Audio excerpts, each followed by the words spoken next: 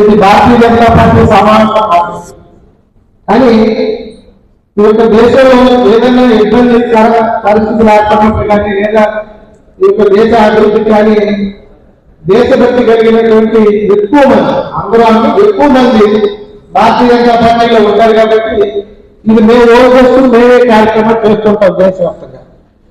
దానిలో భాగంగానే ప్రతి సంవత్సరం కూడా రాజమండ్రిలో కూడా నిర్వహిస్తూ ఉంటాం. ఆ రోజుల్లో ఎన్నో కష్టాలు జరిగినప్పటికీ జరిగిపోయినప్పటికీ కూడా ఎక్కడా కూడా భయపడకుండా ముందుగానే ప్రధాన వ్యక్తులు ఎంతో మంది ఉన్నారు. అందులో ప్రముఖులు మనకు రాజమండ్రి నుంచి చాలా మంది ఉన్నారు. పెద్దలు ప్రముఖులు అయినటువంటి ఊరేట్ సత్యనారాయణ గారి అభివృద్ధి కూడా ప్రధానమంత్రి వారి విషయాలన్నీ కూడా మీకు మాట్లాడతారు. అయితే ముందుగా మన రామకృష్ణ గారి ఎమ్మెల్యే గారికి మాట్లాడిన తర్వాత వేరే మాట్లాడతారు. తర్వాత మంత్రులు మీకు గురించి చెప్తారు. ఇదంతా కూడా మనం ఒక గంటలో కార్యక్రమం ముగించుకోవాలి. ముందుగా రామకృష్ణ గారిని మాట్లాడుతూ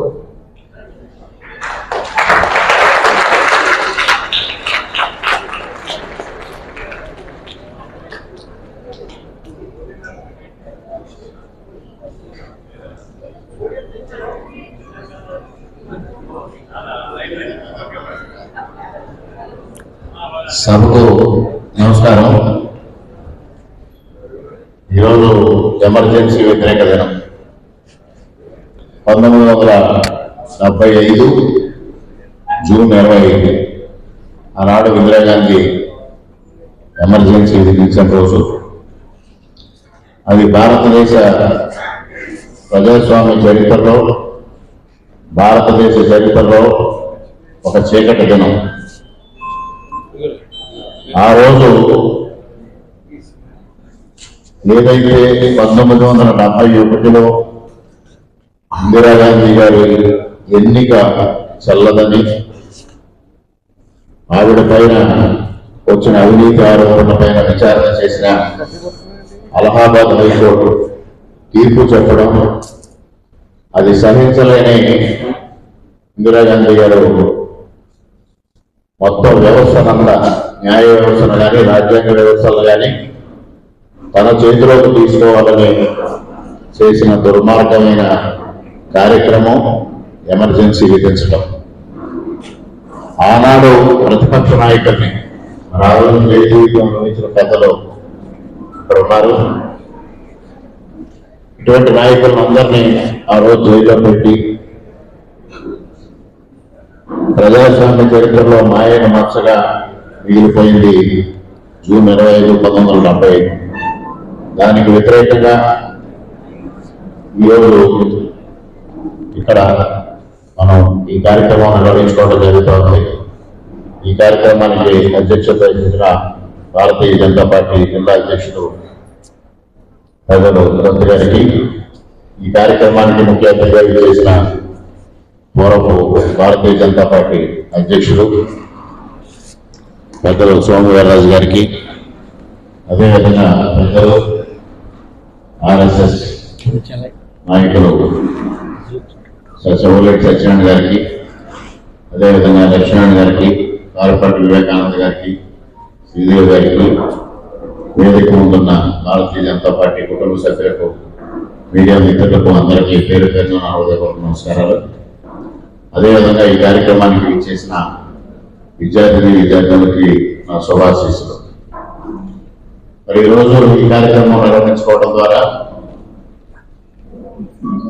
మనం ఒక సందేశాన్ని ప్రజలకు ఇవ్వాలి. ఆనాడు ఇందిరాగాంధీ గారి హయాంలో ఏ విధమైన ప్రజాస్వామ్యానికి మనసు తెచ్చే కార్యక్రమాలు జరిగాయనేది మనం చర్చించుకోబోతా ఉన్నాం. ముఖ్యంగా ఆనాడు ఇందిరాగాంధీ గారు ఎమర్జెన్సీ పెట్టిన సమయంలో చేసిన అరాచకాలు చాలా దారుణంగా ప్రతిపక్ష నేతలందరినీ, వాజ్పేయి గారి లాంటి పెద్దలందరినీ ఆ రోజు జైల్లో పెట్టి తను తప్పుడు విధానాలతో, ప్రజాస్వామ్య వ్యతిరేక విధానాలతో పరిపాలన సాగించిన పరిస్థితిని చూసాం.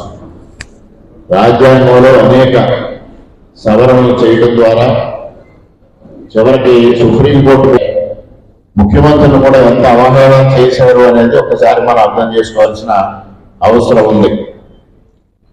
అదేవిధంగా మరి ఆనాడు పంజాబ్లో బెందన్న వాళ్ళని ప్రోత్సహించడం ద్వారా అక్కడున్న అకాలీదల్ని కట్టడి చేయాలనే ఉద్దేశంతో బెందన్న వాళ్ళని ప్రోత్సహించడం, అదే తర్వాత శాపంగా మారి ఇందిరాగాంధీ గారి పైన దాడి చేసి సాక్షాత్ ఇందిరాగాంధీ గారిని గమనించే పరిస్థితికి దాడి చేసిందనే తర్వాత విషయం.